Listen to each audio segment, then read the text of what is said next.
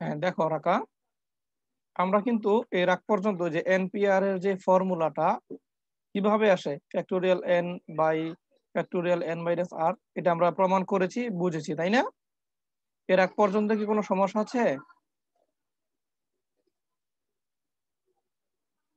Sir কথা আটকে আটকে আসতেছে। আচ্ছা, স্যার কথা আটকে আটকে হ্যাঁ আসছে। হ্যাঁ হ্যাঁ, এখন এখন একটু শোনো তো, ঠিক আছে কিনা এখন দেখো জি তো। স্যার এখন আচ্ছা ঠিক আছে। আচ্ছা, এখন এই যে আমরা যে এনপিআর এর formula factorial N by factorial N minus R, এটা প্রমাণ করেছি এখানে, বা তার আগে কোনো সমস্যা আছে তোমাদের?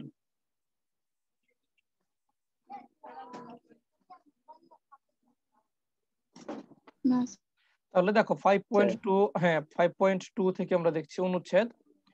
এতক্ষণ আমরা দেখেছিলাম কি, সবগুলো দুইটার কেস আমরা আলোচনা করেছি।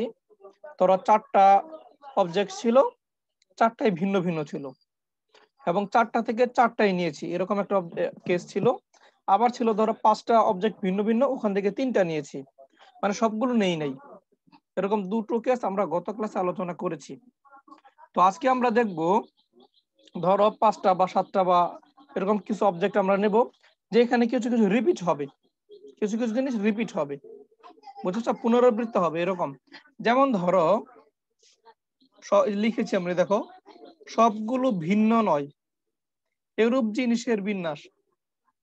দেখো আমরা ইতিমধ্যে জেনেছি যে এ বি সি ডি বর্ণ চারটিকে বিন্যাসের মোট উপায় হলো কত, 24টি, মানে 4 ফ্যাক্টোরিয়াল। এই 24টি বিন্যাসের মধ্যে একে যদি আমরা প্রথম স্থানে রাখি, একে প্রথম স্থানে রেখে বিন্যস্ত করার উপায় হলো 6টা। আবার একে যদি আমি দ্বিতীয় স্থানে রাখি তাহলে উপায় পাবো 6টা, তৃতীয় স্থানে উপায় 6টা, চতুর্থ স্থানে রাখলে উপায় হবে 6টা। তার মানে টোটাল দেখো 24টা উপায়, তাই না? দেখো 24টা উপায় কেমন, আমরা একটু ছকে লিখে দেখিয়েছি এখানে। ধরো একে আমি প্রথম স্থানে যদি রাখি, তাহলে পরের তিনটি স্থান পূরণ হতে পারে কিভাবে, বি সি ডি, বিডিসি। দেখো আমরা সাজিয়েছি কিভাবে, তুমি একটু খেয়াল করো। একে ফিক্সড রেখেছে প্রথম স্থানে, এবার দেখো দ্বিতীয় স্থানে আমি একবার বি কে রাখবো, তাহলে পরের স্থান দুটো কি হইতে পারে, সিডি ডিসি। ঠিক আছে, দেখো এ প্রথম স্থানে ফিক্সড, এবার আমি দ্বিতীয় স্থানে বি কে ধরলাম, তাহলে শেষ দুটি স্থান হবে সিডি, আবার হতে পারে ডিসি। এবার আসো দ্বিতীয় স্থানে তুমি কি সি কে নিয়ে আসো, একটা একটা করে সবাই দ্বিতীয় স্থানে আসবে। সি কে যদি নিয়ে আসো, তাহলে তৃতীয় এবং চতুর্থ স্থান আরো বাকি দুটি দ্বারা পূরণ করবা। কি কি এটা, ডিবি বিডি। দেখো এই যে বিডি ডিবি, ক্লিয়ার? একইভাবে তুমি এবার দ্বিতীয় স্থানে ডি কে নিয়ে আসো, তাহলে শেষ দুটো স্থান পূরণ হবে বিসি সিবি দ্বারা। কথা কি বুঝেছো এই পর্যন্ত? দেখো তো প্রথম কলামটা বুঝেছো কিনা।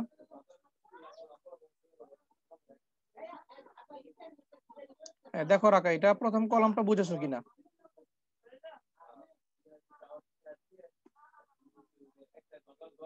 হুম, জি সমস্যা স্যার। হলে আমি আবার রিপিট করব, সমস্যা নাই। তুমি যদি নিজে নিজে সাজাতে চাও, এটা কিন্তু পরীক্ষায় আসবে না। আমি চাচ্ছি তুমি তোমার পাওয়ারটাকে ডেভেলপ করো, অ্যানালিটিক্যাল পাওয়ার, বিশ্লেষণ ক্ষমতা বাড়াও। প্রথম স্থানে এ ফিক্সড, এ নিয়ে আমাদের কোনো চিন্তা নাই। তিনটি ঘর, তিনটি ঘরের মধ্যে প্রথম ঘরে তুমি একবার বি কে রাখবা, সবাই আসবে, এখানে সবার যোগ্যতা আছে আসার। দ্বিতীয় ঘরে একবার সি কে নিয়ে আসবা, একবার ডি কে নিয়ে আসবা। যখন তুমি দ্বিতীয় ঘরে বি কে নিয়ে আসছো, তার মানে দ্বিতীয় দুটি ঘর পূরণ হইতে পারে এভাবে, সিডি ডিসি, তাই না? তার মানে বি দ্বিতীয় ঘরে থাকবে, এরকম কেস হবে দুইটা। আবার সি দ্বিতীয় ঘরে থাকলে শেষ দুটো ঘর পূরণ স্যার হতে আমি পারে। কথা ক্লিয়ার শুনতে পারতেছি না। আচ্ছা, তাহলে যদি কথা শুনতে সমস্যা হয় আবার একটু রিজয়েন করো, ঠিক আছে?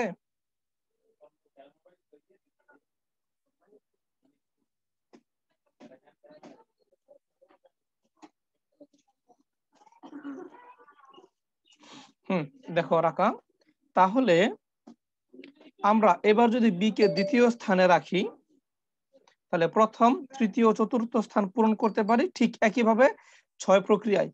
প্রথম স্থানে বি কে রাখবো দুইবার, প্রথম স্থানে সি কে রাখবো দুইবার, প্রথম স্থানে ডি কে রাখবো দুইবার, ঠিক আছে?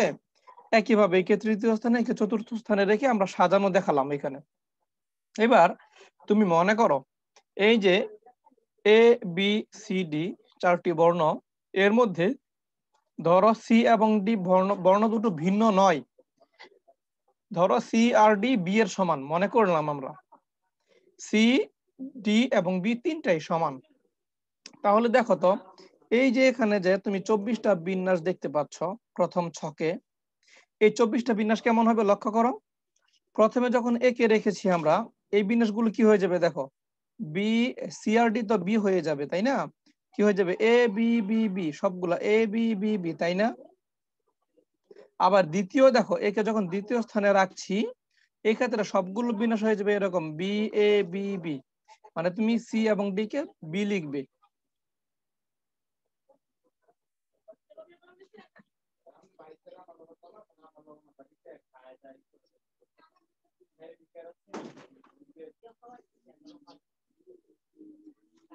হ্যাঁ দেখো, তাহলে আমরা যদি সি এবং ডি কে বি বিবেচনা করি, তাহলে এ কে যদি প্রথম স্থানে রাখো, দেখো তাহলে এই যে 6টি বিন্যাস একে প্রথম স্থানে রেখে সবগুলো কেমন হয়ে যাবে এ বি বি বি সবগুলো তাই না।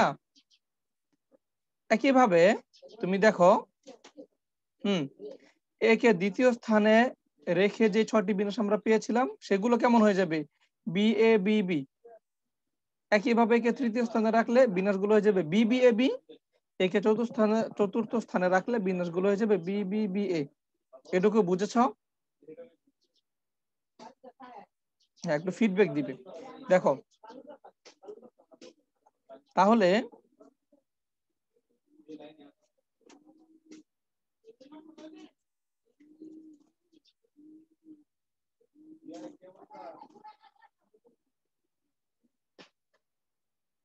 রাখা শুনতে পাচ্ছ?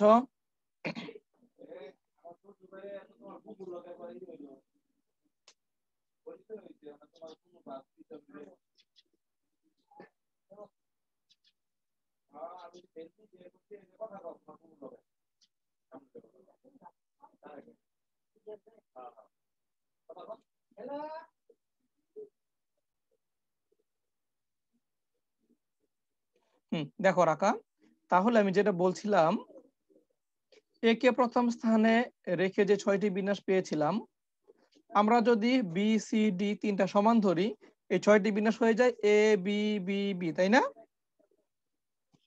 ওকে, একইভাবে বি কে দ্বিতীয় স্থানে রেখে যে 6টি বিন্যাস পেয়েছিলাম, এই সবগুলো বিন্যাসই হয়ে যাবে বি এ বি বি এরকম। তাহলে তুমি চিন্তা করো তো কি ঘটছে এখানে, প্রতি 6টি বিন্যাস এখন একটি বিন্যাসে রূপান্তরিত হচ্ছে।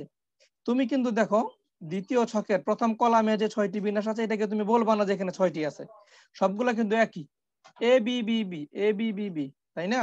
তার মানে এখানে একটি বিন্যাস, তার মানে এখন তোমার মোট কয়টা বিন্যাস হলো 24টা বিন্যাস থেকে টোটাল তোমার ভিন্ন ভিন্ন 6টা বিন্যাস তৈরি হলো তাই না। A B B B B A B B B B A B এবং সর্বশেষে বি বি বি এ। তাহলে দেখো আমরা এখানে লিখছি ঘটনাটা, এখন কিন্তু আগের 24টি বিন্যাস আর বিদ্যমান নেই, এখানে প্রতিটি কলামের 6টি বিন্যাস মিলে একটি বিন্যাস হয়ে গেছে। এক্ষেত্রে মোট বিন্যাস তাহলে কয়টা হবে, 6টা থেকে হয় একটা, একটা থেকে হবে কয়টা, 24টা থেকে হবে কয়টা, ঐকিক নিয়ম 4টি বিন্যাস হবে, টোটাল ভিন্ন ভিন্ন এখন 4টা বিন্যাস হবে। সুতরাং দেখো এখানে আমরা কি লিখেছি, সাইড নোটটা লক্ষ্য করো বক্সে, বিসিডি বর্ণ তিনটির বিন্যাস সংখ্যা কত। আমরা যে বিসিডি কে সাজাতে পারতাম মোট 3 ফ্যাক্টোরিয়াল মানে 6টা উপায়ে, এই প্রতি 6টা উপায় কিন্তু এখন একটা উপায় হয়ে গেছে। তাই এই ক্ষেত্রে মোট বিন্যাস দেখো 4 ফ্যাক্টোরিয়াল কে 6 মানে কি 3 ফ্যাক্টোরিয়াল দ্বারা ভাগ করা হয়েছে তাই না। তুমি যে উপরে লিখছিলা 24/6, দেখো এটার মানে কি, 24 ছিল আগে টোটাল বিন্যাস 4 ফ্যাক্টোরিয়াল, আর এই 6টা আসলো কোত্থেকে আসলে, ওই যে 3 ফ্যাক্টোরিয়াল আমরা বিসিডি কে ভিন্ন ভিন্ন ভাবে যতভাবে সাজাতে পারতাম, এখন তো ততভাবে সাজাতে পারছি না তাই না। এই 6 হলো বিসিডি কে তুমি কয়ভাবে সাজাতে পারো, সেই 3 ফ্যাক্টোরিয়াল, তার মানে ঘটনা কি ঘটলো 4 ফ্যাক্টোরিয়াল বাই 3 ফ্যাক্টোরিয়াল। তাহলে তুমি বোঝো এই 4টি অবজেক্টের মধ্যে যদি 3টি অবজেক্ট সেম হয়ে যায়, তখন আমাদের বিন্যাসটা কেমন হচ্ছে টোটাল ফ্যাক্টোরিয়াল, মানে যতভাবে 4টাকে সাজানো যায়, নিচে হবে যেগুলো ম্যাচ করেছে তার ফ্যাক্টোরিয়াল। কথাটা কি বুঝেছো? দেখো আমি এবার সুন্দর করে একটা অনুসিদ্ধান্ত লিখে দিয়েছি। তাহলে n সংখ্যক জিনিসের মধ্যে ধরো p সংখ্যক জিনিস সেম, আবার কিউ সংখ্যক জিনিস আরেক রকম, আর সংখ্যক জিনিস আরেক রকম আছে, বাকি জিনিসগুলো ভিন্ন। ধরো এরকম এই যে ম্যাথমেটিক্স শব্দটা বোঝো নাই, 2টা এম 2টা এ 2টা টি, বাকি 5টা ডিফারেন্ট, এরকম আর কি ঘটনা। পি আছে এক রকমের, কিউ আছে আরেক রকমের, আর সংখ্যক জিনিস আছে আরেক রকমের। এইরকম যদি বিন্যাস তুমি সাজাতে চাও তাহলে কি পাবা? উপর হবে মোট ফ্যাক্টোরিয়াল এন ফ্যাক্টোরিয়াল, নিচে যেটা যেটা রিপিট হচ্ছে, যেমন পি রিপিট হচ্ছে, কিউ রিপিট হচ্ছে, আর রিপিট হচ্ছে, এগুলোর ফ্যাক্টোরিয়াল। আশা করি বুঝেছ। তো উদাহরণ একটা পড়ে নিও, এটার আমি এখন বলার আমি মনে করি প্রয়োজন নাই। এরপরে আসো গুরুত্বপূর্ণ একটা টপিক, আমরা এই জিনিসটা একটু দেখে ফেলি। দেখো, একত্রে রেখে বা না রেখে, পাশাপাশি রেখে বা না রেখে বিন্যাস। ঠিক আছে, এক্ষেত্রে আমরা অনেকে গুলিয়ে ফেলি একত্রে রাখা আর পাশাপাশি রাখা নিয়ে। ভালো করে দেখো উদাহরণ 2-এ, স্বরবর্ণগুলোকে একত্রে না রেখে অ্যালফাবেট শব্দটির বর্ণগুলিকে কত রকমের সাজানো যায়। স্বরবর্ণগুলিকে আমরা পাশাপাশি রাখবো না। তাহলে দেখো, শব্দটিতে মোট অক্ষর আছে 8টি, যার মধ্যে 2টি এ আছে, বাকিগুলো ভিন্ন ভিন্ন। তাহলে আমরা যদি সবগুলো অক্ষরে নিতে চাই, মোট বিন্যাস সংখ্যা কত হবে? যেহেতু এ রিপিট হয়েছে 2বার, তাহলে আমরা লিখবো 8 ফ্যাক্টোরিয়াল বাই 2 ফ্যাক্টোরিয়াল, তাই না? বুঝেছ? তাহলে জি উপায় স্যার। সংখ্যা আসতেছে আমাদের 20,160টি। এখন দেখো আমরা কি করব, আমরা আমাদের বলেছে এই যে স্বরবর্ণ কি কি আছে দেখো, এ এ ই, 3টা স্বরবর্ণ এখানে আছে, এ আছে 2বার, ই আছে 1বার। এই 3টি স্বরবর্ণকে আমরা একসাথে রাখতে চাই না। তাহলে প্রথমে আমরা লক্ষ্য করি একসাথে কতভাবে রাখা যায়। একসাথে মনে করো একসাথে রাখার উপায় আছে ধরো 100টা। তাহলে 20,160 থেকে যদি আমি 100 উপায় বাদ দিয়ে দেই, বাকি উপায়গুলো কি হবে? এই স্বরবর্ণগুলো একসাথে থাকবে না, তাই না? এই জন্য প্রথমে আমরা চেক করব স্বরবর্ণগুলোকে একসাথে রাখা যায় কত উপায়ে। তো স্বরবর্ণগুলোকে যদি আমরা একসাথে রাখতে চাই, চলো এগুলোকে আমরা একটা প্যাকেট করে ফেলি। কিরকম দেখো, এই যে এই 3টি অক্ষরকে আমরা একটা অক্ষর বিবেচনা করছি, মানে একটা প্যাকেট বিবেচনা করছি। একটা প্যাকেটকে একটা অক্ষর চিন্তা করো, তাহলে এরা কিন্তু কোনোদিন আলাদা হবে না। তুমি এদেরকে প্যাকেটে বন্দি করে ফেলেছো, এই প্যাকেটটাকে তুমি এখন একটা লেটার হিসেবে চিন্তা করছো। তাহলে ধরো এই যে এ এ ই, এটা একটা প্যাকেট। এরপরে আর কি কিন্তু তাহলে বর্ণ থাকলো, এটা একটা বর্ণ A A E, L P H B T, মানে টোটাল তোমার কাছে এবার 6টা অক্ষর থাকছে, তাই না? এই 6টা অক্ষরের সবাই ডিফারেন্ট, কেউ রিপিট হচ্ছে না। তাহলে এই 6টা অক্ষরকে সাজানোর উপায় হলো 6 ফ্যাক্টোরিয়াল। এবার তুমি চিন্তা করো, তুমি বলতে পারো স্যার এই যে প্যাকেটের ভিতরে যে এ এ ই রাখলেন, আমি তো এটাকে এইভাবে রাখতে পারি এ ই এ, তাই না? আবার তুমি এটাকে এইভাবে রাখতে পারি ই এ এ, মানে তুমি এই 3টাকেও তো সাজায় সাজায় রাখতে পারো, তাই না? তাহলে 3টা জিনিসকে তুমি সাজাতে পারো কত উপায়ে। দেখো 3টার মধ্যে 2টা আবার রিপিট হচ্ছে, তাহলে 3টাকে তুমি সাজাতে পারো 3 ফ্যাক্টোরিয়াল বা 2 ফ্যাক্টোরিয়াল উপায়ে, তাই না? ওকে, বুঝেছো জি রাখা? স্যার। হ্যাঁ, তাহলে 3টাকে সাজাতে পারি আমরা 3 ফ্যাক্টোরিয়াল বা 2 ফ্যাক্টোরিয়াল উপায়ে। এখন এই যে 3 ফ্যাক্টোরিয়াল বা 2 ফ্যাক্টোরিয়াল, এগুলোর প্রতিটির জন্য আবার L P H B T এগুলোকে সাজানো যায় 6 ফ্যাক্টোরিয়াল উপায়ে। তাহলে স্বরবর্ণগুলোকে তুমি যদি একত্রে রাখো, মোট সাজানোর উপায় কত হচ্ছে? 3 factorial by 2 factorial into 6 factorial, তাই না? মোট পাচ্ছ দেখো 2160টি। তাহলে মোট বিন্যাস সংখ্যা থেকে এটা বাদ দিয়ে দিলে যা থাকবে 18,000। এখানে তোমার কোনোভাবে এগুলো পাশাপাশি থাকবে না, মানে একত্রে থাকবে না। দেখো তো ক্লিয়ার হয়েছে কিনা।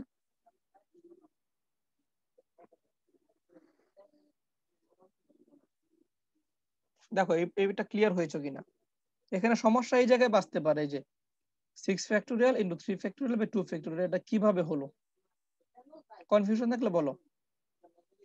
আচ্ছা, কোনো কনফিউশন আছে রাখার? স্যার মানে হ্যাঁ বলো। স্বরবর্ণগুলোকে এখানে একত্রে রাখতে বলছে বলে একত্রে রাখছে, তারপর এখানে যদি বলতো যে ব্যঞ্জন বর্ণ বা এরকম টাইপসের, তখন ওইগুলো আলাদা হ্যাঁ রাখতো। হ্যাঁ হ্যাঁ হ্যাঁ, যদি তোমাকে বলে যে ব্যঞ্জন বর্ণগুলোকে একত্রে না রেখে, তাহলে তুমি প্রথমে ব্যঞ্জন বর্ণগুলোকে একত্রে রাখবা, রাখার পরে যে বিন্যাস সংখ্যা পাবা সেটা মোট বিন্যাস থেকে বাদ দিবা। তার মানে রাখার যতগুলো অপশন আছে সবগুলো আমি ফেলে দিলাম। ফেলে দিলে কি হবে, বাকি যে অপশনগুলো থাকবে সেই অপশনগুলিতে কখনো তারা একত্রে থাকবে না। বুঝেছো? আচ্ছা দেখো এখানে এই যে এই ব্যাপারটা আমি আরেকটু হাইলাইট করতে চাই, এখানে তোমরা ভুল করো বেশি। এটা বোঝো না। 6 ফ্যাক্টোরিয়াল ইনটু কেন হলো? তুমি ধরো আমি প্রথমে এই যে প্যাকেটের ভিতরে যে স্বরবর্ণগুলোকে রেখেছি এগুলোকে সাজালাম এইভাবে এ এ ই, তাই না? এ এ ই ধরে এটাকে একটা বর্ণ ধরে এবার আমি দেখো টোটাল 6টা বর্ণকে সাজাতে পারি 6 ফ্যাক্টোরিয়াল, বুঝো? তাহলে এটা একটা উপায়। আবার ঘটনা এমন হইতে পারে, দেখো এই প্যাকেটের ভিতরে আমি রাখলাম এ ই এ, এইভাবে রাখলাম, এইভাবে রাখার পরে আবার 6টিকে সাজাতে পারি 6 ফ্যাক্টোরিয়াল উপায়ে, তাই না?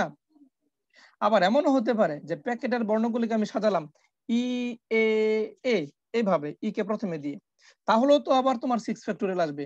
তাহলে আমি এই যে প্যাকেটের ভিতরে 3টি যে বর্ণ আছে এগুলোকে যতভাবে সাজাতে পারি প্রত্যেকটা সাজানোর জন্য আমি প্রতিবার বাকিগুলোকে 6 ফ্যাক্টোরিয়াল উপায়ে সাজাতে পারি, তাই না? তাহলে প্রতি বিন্যাসের জন্য এ এ ই এই 3টি বর্ণের প্রতিটি বিন্যাসের জন্য মোট সাজানোর উপায় হচ্ছে 6 ফ্যাক্টোরিয়াল। তাহলে এই যে এ এ ই এইটাকে সাজানোর মোট উপায় হলো 3 ফ্যাক্টোরিয়াল বাই 2 ফ্যাক্টোরিয়াল। তাহলে এটার সাথে মোট গুণ হয়ে যাবে না 6 ফ্যাক্টোরিয়াল? বুঝেছো? দেখো ক্লিয়ার হয়েছে কিনা। হ্যাঁ, এটা যদি ক্লিয়ার হয়ে থাকে আমরা দেখো পরের আর্টিকেলে আসি। এবার দেখবো পাশাপাশি না রেখে, দেখো মাদারল্যান্ড শব্দটির স্বরবর্ণগুলিকে পাশাপাশি না রেখে কত সংখ্যক উপায়ে বিন্যস্ত করা যায়?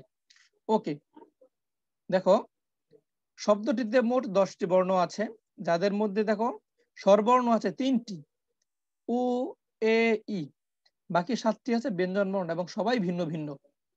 এখন দেখো এই যে M T H R L N D যে 7টা ব্যঞ্জন বর্ণ, এই 7টি ব্যঞ্জন বর্ণের দেখো ডানে ও বামে মানে আগে ও পরে মোট 8টি ফাঁকা জায়গা আছে, তাই না? গ্যাপ আছে।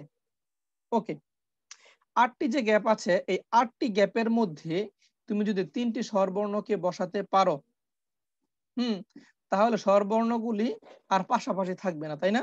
আমার কথা হলো স্বরবর্ণ দুইটার যেন কখনো সাক্ষাৎ না হয় কোনোভাবেই। তাহলে এই 8টি গ্যাপের মধ্যে আমি যতভাবে 3টি স্বরবর্ণকে প্লেস করতে পারবো তত সংখ্যক উপায়ে স্বরবর্ণগুলো আলাদা থাকবে, পাশাপাশি থাকবে না। প্রশ্নটা তাই না? তাহলে দেখো 8টি ফাঁকা জায়গা 3টি স্বরবর্ণ দ্বারা ফিল আপ করার উপায় হলো 8p3। ক্লিয়ার? এখন প্রশ্ন হলো আমি যে 8p3 পাইলাম এই 8টা ফাঁকা জায়গার মধ্যে 3টাকে প্লেস করার, কিন্তু ঘটনা তো এমন হইতে পারে যে টি কে প্রথমে রাখলাম, এম কে তৃতীয় রাখলাম, এইচ কে মনে করো আবার সপ্তম স্থানে রাখলাম, হইতে পারে না? M T H R L N D এইভাবেই থাকা লাগবে মতো কথা না। তাহলে এইগুলোকে আবার সাজাতে পারে কত উপায়ে বলো তো? 7 ফ্যাক্টোরিয়াল উপায়ে, তাই না? তাহলে এখানে টোটাল উপায় সংখ্যা হবে 8p3 ইন্টু 7 ফ্যাক্টোরিয়াল। এখানে 7 ফ্যাক্টোরিয়াল হবে, তোমরা একটু ঠিক করে নিও, আমি মনে হয় টাইপ করতে ভুল করেছি। 8 ফ্যাক্টোরিয়াল ইন্টু 7 ফ্যাক্টোরিয়াল হবে এখানে। ওকে, দেখো তো তথ্যটা বুঝেছো কিনা? জি স্যার। হ্যাঁ, এখানে একটা সাইড নোট আছে গুরুত্বপূর্ণ, একত্রে রাখার পাশাপাশি রাখার মানেটা কি দেখো নোট দেওয়া আছে। এবিসি বর্ণ 3টি একত্রে রাখার অর্থ হচ্ছে 3টি বর্ণই একসাথে থাকবে। ধরো হইতে পারে এবিসি, হতে পারে এসিবি, বিএসি, বিসিএ বা যাই হোক এরকম আকারে থাকবে। তাহলে আমি যদি বলি একত্রে থাকবে না, যদি বলি একত্রে থাকবে না, তার মানে যদি যে কোনো একটা বিচ্ছিন্ন হয়ে যায় তার মানে দল ভেঙে গেল। ধরো এসি একত্রে আছে কিন্তু বিটা সরে গেল, তার মানে দল ভেঙে গেল, একত্রে আর নাই, এটা মনে রাখবা, ঠিক আছে? দুইটাও যদি সরে যায় দল ভেঙে গেল, মানে যে কোনো ভাবে যদি দলটা ভেঙে যায় তাহলে তুমি বলবা তারা আর একত্রে নাই, তারা দল ভেঙে গেছে। আর দেখো দ্বিতীয় ক্ষেত্রে বলছি, আর এবিসি বর্ণ 3টি পাশাপাশি না রাখা, পাশাপাশি যদি না রাখতে চাই তার মানে কি? তার মানে হলো দেখো আচ্ছা, এখন দেখো দেখো তুমি যে এবি লিখছো এখানে বিসি লিখছো, এগুলো কিন্তু তুমি বলতে পারো না যারা পাশাপাশি নাই। দুইটা পাশাপাশি আছে বাট সবগুলো পাশাপাশি নাই। এখানে সূক্ষ্ম একটা প্যাচ আছে, এখানে দুইটা কিন্তু পাশাপাশি আছে, সবগুলো পাশাপাশি না, এটা সত্য। দুইটা তোমার এখানে দুইটা পাশাপাশি আছে। আর যদি বলি একত্রে, একত্রে বললে তোমার যদি একটা বাদ জায়গা তাইলে বাদ হয়ে গেল, একটাকে সরাই গেলেই একত্রে নাই। তাহলে পাশাপাশি তুমি যদি চিন্তা করো স্যার আমি এবি কে রাখলাম সি কে সরাই দিলাম, পাশাপাশি নাই, এই কথাটা ভুল। তুমি যদি বলো স্যার এবি আছে, এবি থাকা মানেই পাশাপাশি থাকা, তার মানে আমি এবি দুইটাকে একসাথে রাখতে চাই না, কি করব? প্রত্যেকটার গ্যাপে গ্যাপে একটা করে আমরা অন্য কিছু বসাই দেব, প্রত্যেকটার গ্যাপে গ্যাপে।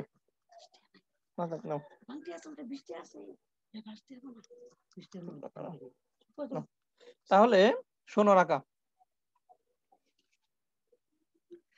এখানে তাহলে আমরা বুঝবো যদি পাশাপাশি না রাখতে চাই প্রত্যেকটাকে আলাদা করতে হবে।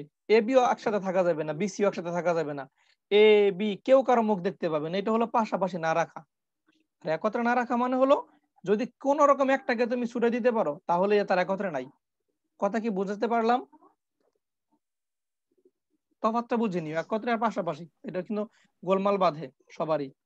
ওকে, এরপরে আসো আমরা দেখো আর্টিকেল গুলো 1 বাই 1 ধৈর্য সহকারে পড়ো, তোমার আর অনুশীলনের অঙ্ক একটাও বাদবে না ইনশাল্লাহ।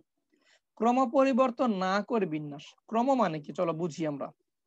ক্রম দেখো, ধরা যাক আলিম, আলিম শব্দটির স্বরবর্ণগুলির ক্রম পরিবর্তন না করে বিন্যাস সংখ্যা নির্ণয় করতে হবে। স্বরবর্ণগুলো মানে কি, এখানে স্বরবর্ণ কয়টা আছে বলো আলিম শব্দে? স্বরবর্ণ আছে দেখো দুইটা, এ একটা আর এ এবং আই। আই, তাই না? এখন ক্রম বলতে কি বুঝো? ক্রম বলতে তুমি এটা বুঝবা এই যে স্বরবর্ণ দুইটার মধ্যে কোনটা আগে ছিল কোনটা পরে ছিল। যেমন ধরো প্রথমে ছিল এ, পরে ছিল আই।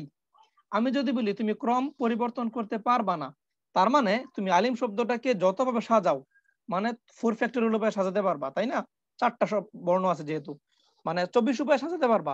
এই 24টা উপায়ে তুমি দেখবা কখনো কখনো এটা আগে থাকবে আইটা পরে থাকবে, আবার কখনো কখনো আইটা আগে চলে আসবে এটা পরে যাবে, তাই না? তাহলে তুমি ওই বিন্যাস গুলাই নিবা যেখানে সবসময় আইটা আগে আছে, এটা আগে আছে আইটা পরে আছে। বোঝাতে পারলাম? ক্রম পরিবর্তন না করার মানে হচ্ছে মূল শব্দে যেটা যেখানে ছিল, যেটা আগে ছিল সেটা আগেই থাকবে সকল বিন্যাসে, যেটা পরে ছিল সেটা পরেই থাকবে, তাই না? তাহলে আমাদের এখন টার্গেট হলো 24টা বিন্যাসের মধ্যে আমার ওই বিন্যাসগুলো খুঁজে বার করা যেখানে সবা এটা আগে আছে আইটা পরে আছে। কথা ক্লিয়ার? বোঝো ব্যাপারটা? তাহলে এখন দেখো এই যে লিখছি শব্দটিতে দুটি স্বরবর্ণ এ ও আই আছে, এখানে স্বরবর্ণের ক্রম পরিবর্তন না করার অর্থ হচ্ছে শব্দটির সম্ভাব্য সকল বিন্যাসে এ কে আই এর আগে রাখা, এটাই মিন করছে। আলিম শব্দটিতে মোট 4টি ভিন্ন বর্ণ আছে, তাহলে বিন্যাস করার মোট উপায় 24টি লিখেছি দেখো 24টি। বিন্যাসের মধ্যে কিছু বিন্যাসে এ ও আই এর ক্রম পরিবর্তন হবে, তাই না? অবশ্যই কিছু জায়গায় আইটা আগে চলে আসবে। এখন দেখো আমরা লক্ষ্য করি 4টি ফাঁকা ঘরের মধ্যে যে কোনো 2টি ঘর এল ও 4টা ঘর আছে আমার মনে করো 4টা লেটারের জন্য এল ও এম ব্যঞ্জন বর্ণ দ্বারা পূরণ করা যায়। ধরো 4টা ঘরের মধ্যে 2টা ঘর তুমি ফিল আপ করবা, তাহলে উপায় হলো 4p2 মানে 12টা উপায়ে। তাহলে উপায় সমূহ কি কি? 12টা উপায় দেখো আমি লিখে দেখিয়েছি। এল এম পরে 2টা ঘর ফাঁকা, এল দিয়ে পরে ফাঁকা ঘর, এম দিয়ে ফাঁকা ঘর, এইভাবে 12টা উপায় আমি একদম একটা একটা করে তুলে ধরেছি। এই 12টি বিন্যাসের প্রতিটির জন্য দেখো, ধরো প্রথম বিন্যাস আমি নিলাম, প্রথম বিন্যাস এল এম দিয়ে 2টা ফাঁকা ঘর, এই 2টি ফাঁকা ঘরে এ ও আই কে তুমি প্লেস করবা। কয়ভাবে প্লেস করতে পারবা বলো তো? 2 ভাবে। দেখো প্রথম ফাঁকা ঘরে এ, পরের ফাঁকা ঘরে আই, অথবা প্রথম ফাঁকা ঘরে আই, পরের ফাঁকা ঘরে এ, তাই না? আবার দেখো যদি আমি দ্বিতীয় বিন্যাসের কথা চিন্তা করি, এল দিয়ে ফাঁকা ঘর, এম দিয়ে ফাঁকা ঘর, আমি দেখো প্রথম ফাঁকা ঘরে এ, দ্বিতীয় ফাঁকা ঘরে আই, অথবা প্রথম ফাঁকা ঘরে আই, দ্বিতীয় ফাঁকা ঘরে এ, এরকম ভাবে। তাহলে প্রত্যেকটা বিন্যাসের জন্য আমি এ এবং আই কে প্লেস করতে পারি 2 ফ্যাক্টরিয়াল মানে 2টি উপায়ে, তাই না? বুঝেছো রাকা? এখন জি স্যার। তুমি লক্ষ্য করো এখানে মজার ব্যাপার, তুমি যখন 2টা বিন্যাসের মধ্যে কি কি বিন্যাস মনে করো, এল এম এ আই এটা একটা বিন্যাস, আরেকটা হতে পারে এল এম আই এ। দেখো এই 2টি বিন্যাসের মধ্যে একটি বিন্যাস তোমার শর্ত স্যাটিসফাইড করছে, মানে এটা আগে আছে আইটা পরে আছে, আর আরেকটা বিন্যাসে উল্টে যাচ্ছে প্রত্যেকটা ক্ষেত্রে, তাই না?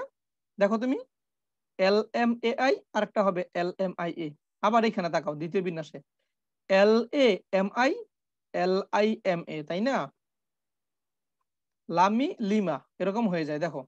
তাহলে আমরা কি বলতে পারি, এই যে 2 ফ্যাক্টরিয়াল উপায় আছে আমাদের, এই 2 ফ্যাক্টরিয়াল উপায়ের মধ্যে প্রতি ক্ষেত্রে একটি বিন্যাসে এ ও আই এর ক্রম অপরিবর্তিত থাকবে।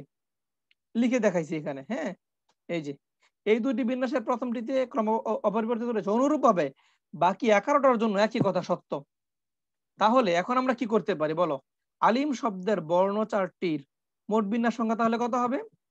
4p2 মানে 12, আর প্রতিটার জন্য আবার আছে দুইটা উপায় 2 ফ্যাক্টোরিয়াল। এর মধ্যে এ ও আই এর ক্রম অপরিবর্তিত থাকবে কয় ক্ষেত্রে বলো? অর্ধেকটির মধ্যে থাকবে, অর্ধেকটি থাকবে না, তাই না? দুইটার মধ্যে একটার মধ্যে চেঞ্জ হয় না, একটার মধ্যে চেঞ্জ হয়, তাহলে 2 দিয়ে ভাগ দিয়ে দিবা। ওকে, তাহলে এইটাকে আমরা এক কথায় দেখো লিখতে পারি 2 ফ্যাক্টোরিয়াল ভাগ দিয়ে দাও 4 ফ্যাক্টোরিয়াল বাই 2 ফ্যাক্টোরিয়াল সংখ্যক উপায়ে। বোঝাতে পারলাম? দেখো 4 ফ্যাক্টোরিয়াল বাই 2 ফ্যাক্টোরিয়াল সংখ্যক উপায়ে এটাকে আমরা এক কথায় সাজাতে পারি। Okay fine. তাহলে এইটার সাথে তুমি একটা বিষয় লক্ষ্য করতে পারো, কিরকম? আমি একটু আগে শিখিয়েছি যে যদি কোনো অক্ষর রিপিট হয় সেক্ষেত্রে আমরা কি করি, সেক্ষেত্রে সেই রিপিট যতবার হয়েছে ততবার ফ্যাক্টোরিয়াল দিয়ে দিই নিচে, তাই না? যেমন ম্যাথমেটিক্স দেখছিলাম। তাহলে এবার তুমি যাদেরকে তুমি অপরিবর্তিত করতে চাও না তাদেরকে তুমি একটা লেটার চিন্তা করো, ধরো তুমি এ এবং আই এর ক্রমটা পরিবর্তন করতে চাও না, তাদেরকে তুমি একটা চিন্তা করো, ধরো দুইটাই এ অথবা দুইটাই আই, তখন কি ঘটবে? 4 ফ্যাক্টোরিয়াল বাই 2 ফ্যাক্টোরিয়াল, তাই না? তুমি শেষ পর্যন্ত এই বিন্যাসটাই পাচ্ছ। তাহলে তোমাকে যদি বলে স্বরবর্ণগুলির ক্রমটাকে অপরিবর্তিত রাখো, তাহলে তুমি ভেবে নেবা স্বরবর্ণগুলা সবগুলো একই। ধরো 3টা স্বরবর্ণ আছে, তুমি 3 ফ্যাক্টোরিয়াল দিয়ে ভাগ করবা। 4টা স্বরবর্ণ থাকলে তুমি 4 ফ্যাক্টোরিয়াল দিয়ে ভাগ করবা। 4টা স্বরবর্ণকে তুমি সেম চিন্তা করবা। বুঝতে পারলাম? এটা হলো কৌশল। কৌশলটা কেন কাজ করে এটা উপরে ব্যাখ্যা করেছি। দেখো সুন্দর একটা নোট দিয়ে দিয়েছি, সাইডে লিখেছি। দেখো উপরের উদাহরণ থেকে প্রতীয়মান হয় যে স্বরবর্ণগুলিকে ভিন্ন ভিন্ন না ভেবে একই বর্ণ ধরে শব্দকে বিন্যস্ত করলে স্বরবর্ণের ক্রম অপরিবর্তিত থাকে, তাই না? বুঝেছ? এইটাই আমরা বুঝে নিলাম। কারণ কি, তুমি যদি দুইটাকেই তুমি সেম ধরে নাও, ধরো দুইটাই এ, তাহলে কোন এ আগে আছে কোন এ পরে আছে এটা কি তোমার মাথা ব্যথার কারণ? দুইটাই তো এ হয়ে গেছে, আগে থাক পরে থাক কোনো সমস্যা নাই।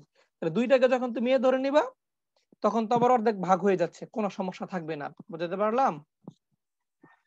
এই জন্য দুইটাকে সেম ধরে নিবা। এই মিস্টেক দিয়ে দেখিয়েছি আমি এখানে। ক্রমটা তখন আর কাজ করে না যখন তুমি দুইটাকে সেম ধরে নিবা। দেখো এরপর ওইখানে আরো উদাহরণ দেওয়া আছে, তুমি এগুলো দেখে নিও। আচ্ছা, এরপরে সমস্যা যদি হয় পরে আমাকে জানাইও।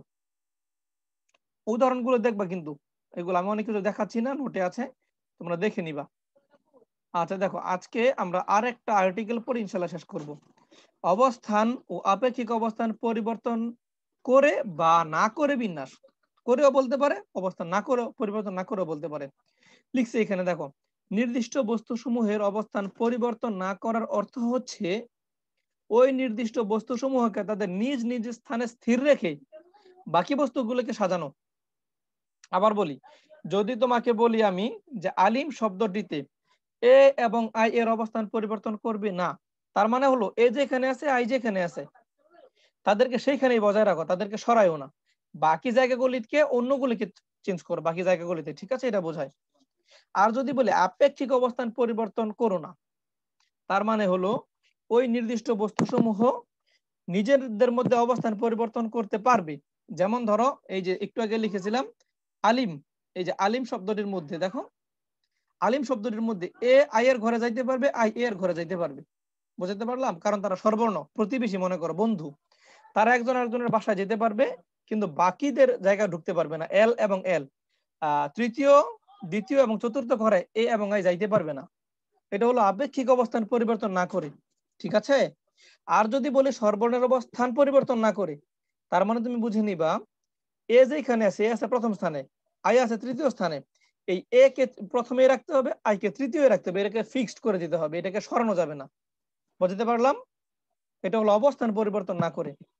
আর আপেক্ষিক অবস্থান পরিবর্তন করলে স্বরবর্ণের যেই প্লেসগুলি আছে তাদের মধ্যে তারা চেঞ্জ হইতে পারবে, তাদের মধ্যে তারা ঘোরাফেরা করতে পারবে, ঠিক আছে?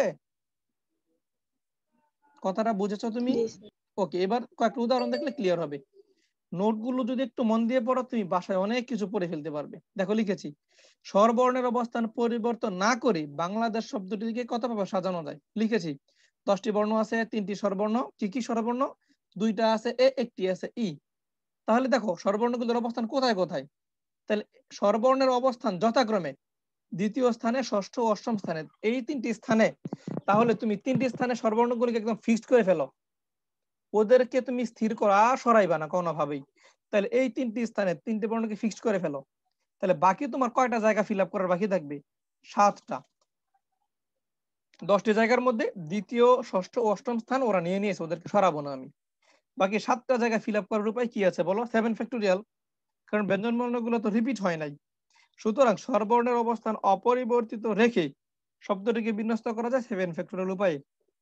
পরে আরেকটা আসো, উদাহরণ 6-এ আপেক্ষিক অবস্থান পরিবর্তন না করে উদ্ভাস ও রিসার্চ শব্দটির বিন্যাস সংখ্যা নির্ণয় করো। দেখো, উদ্ভাস শব্দটিতে মোট বর্ণ আছে 6টি, 2টি আছে স্বরবর্ণ, একটা ইউ ও এ।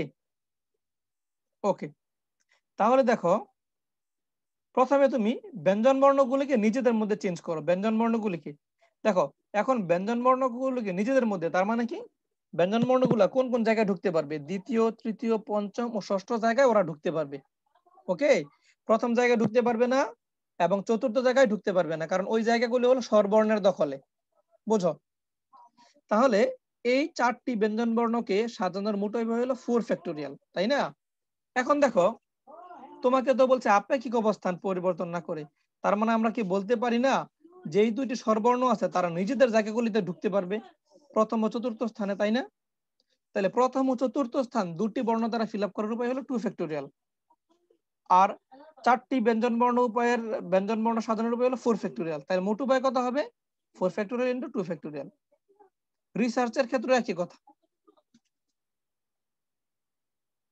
দেখো তো বুঝেছো কিনা তথ্যগুলো? স্যার লাস্টে ডিসকানেক্ট ছিলাম।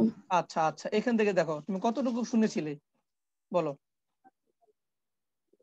উদাহরণ 5টা কি তুমি শুনেছো?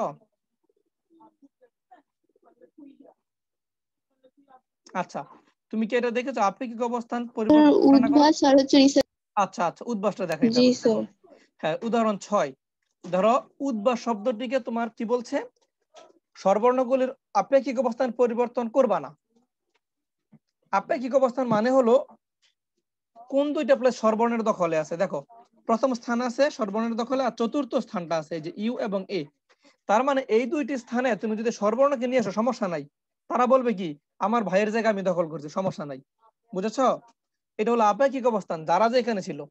ওকে, আর যদি বলে কেউ কারো অবস্থান পরিবর্তন করবে না, মানে ইউ এর জায়গায় যাবে না, এ ও ইউ এর জায়গায় যাবে না, ইউ সবসময় প্রথমেই থাকবে, এ সবসময় চতুর্থ জায়গায় থাকবে, এটা হলো অবস্থান পরিবর্তন না করা। ওকে, তাহলে দেখো তুমি যদি ইউ এবং এ মানে প্রথম ও দ্বিতীয় ঘরটা বাদ দাও, বাকি যে 4টা ঘর থাকে দ্বিতীয়, তৃতীয়, পঞ্চম, ষষ্ঠ, এই 4টা ঘরে 4টা ব্যঞ্জন বর্ণ তুমি প্লেস করতে পারো কয় উপায়ে? 4 ফ্যাক্টোরিয়াল উপায়ে, তাই না? ওকে, এবার তুমি দেখো, তোমাকে তো এমন বলে নাই যে অবস্থান পরিবর্তন কইরো না, তুমি কিন্তু ওদের অবস্থানে ওদেরকে নিয়ে যেতে পারবা, আপেক্ষিক বলছি। তার মানে প্রথম জায়গায় তুমি এ কেও আনতে পারবা, চতুর্থ জায়গায় তুমি ইউ কেও নিতে পারবা, কারণ এই 2টা জায়গা হলো স্বরবর্ণের দখলে। তাহলে এই 2টি জায়গা তুমি 2টি লেটার দ্বারা ফিল আপ করতে পারো 2 ফ্যাক্টোরিয়াল উপায়ে, তাই না? তাহলে মোট উপায় সংখ্যা কত হবে? 4 ফ্যাক্টোরিয়াল ইনটু 2 ফ্যাক্টোরিয়াল। ক্লিয়ার? একইভাবে রিসার্চটা আমি নিয়েছি কেন? ওইখানে রিসার্চ করলে তুমি দেখতে পাবা কিছু কিছু লেটার রিপিট আছে, এই জন্য নিয়েছি, শুধু আর কিচ্ছু না।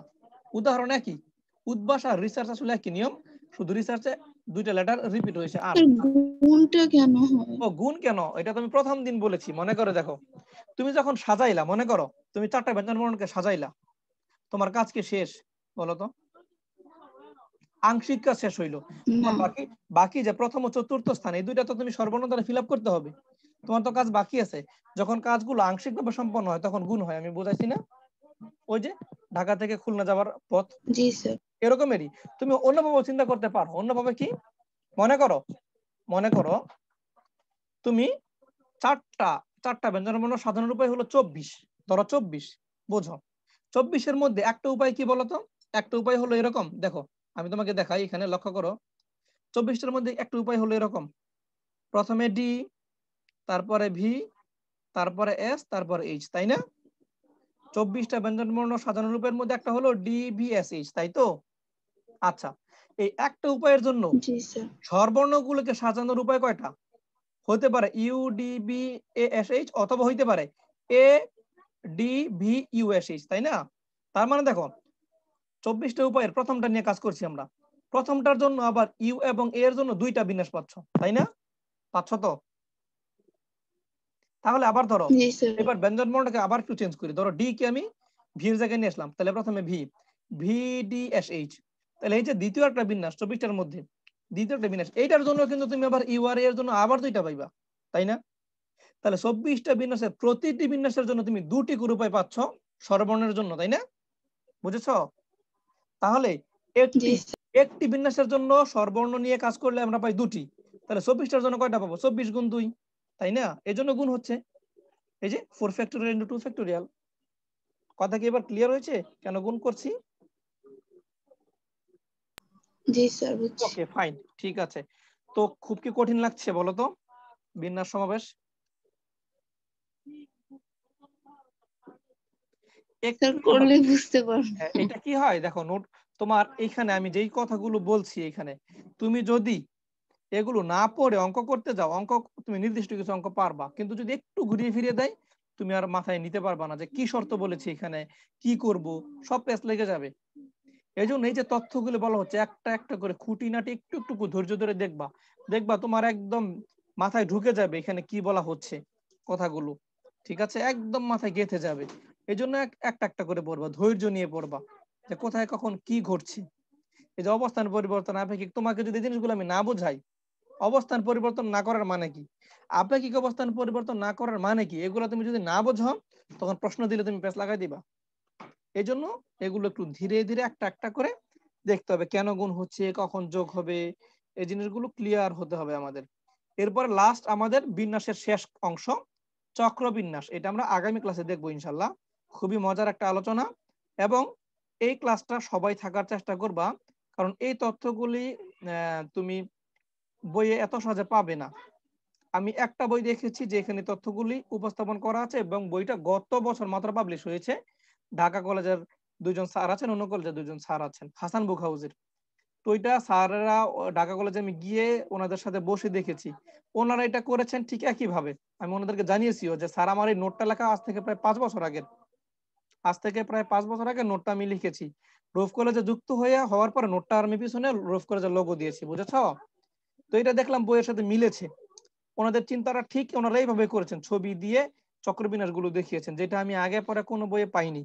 আর আমি নোট লিখেছি ওনাদের বই পাবলিশ হওয়ার আর অনেক আগে, প্রায় 3 বছর আগে, ঠিক আছে? আমি স্যারদের চিন্তা মনা। তো দেখো এই যে তথ্যগুলো আমি দিয়েছি কোনো বইয়ে তুমি পাইবা না আমাদের বাংলা রাইটারের।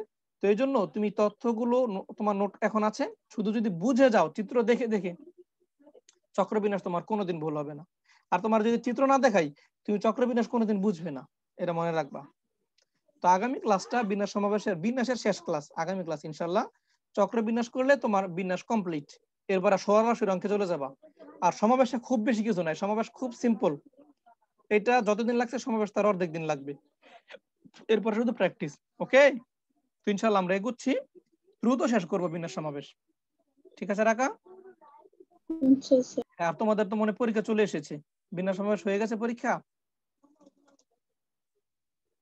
স্যার 19 তারিখ পরীক্ষা। ও তাহলে তো চলেই আসলো, আর বেশি দিন নাই। তাহলে যতটুকু দেখাতে পেরেছি আমি এর মধ্যে একটু দেখো, তুমি নিজের মতো করে একটু কিছু অঙ্ক করো, বেসিকটা তো শিখছো, ইনশাল্লাহ সামনের পরীক্ষাগুলিতে তোমার কাজে দেবে। আমি বলতে চাচ্ছি ধরো একদম ফাইনালে তুমি গিয়ে ভালো করবে ইনশাল্লাহ। তার মানে এই না যে তুমি এখন ভালো না করলে আসলে তুমি শিখতে পারছো না, কিন্তু রেগুলার প্র্যাকটিস থাকলে কি কনফিডেন্স পাওয়া যায় যে আমি আসলে এই পরীক্ষাগুলো ভালো করছি। যাক ইনশাল্লাহ দেখা যাক। তো আগামী ক্লাসে আমরা চক্রবিন্যাস নিয়ে কথা বলবো ইনশাল্লাহ।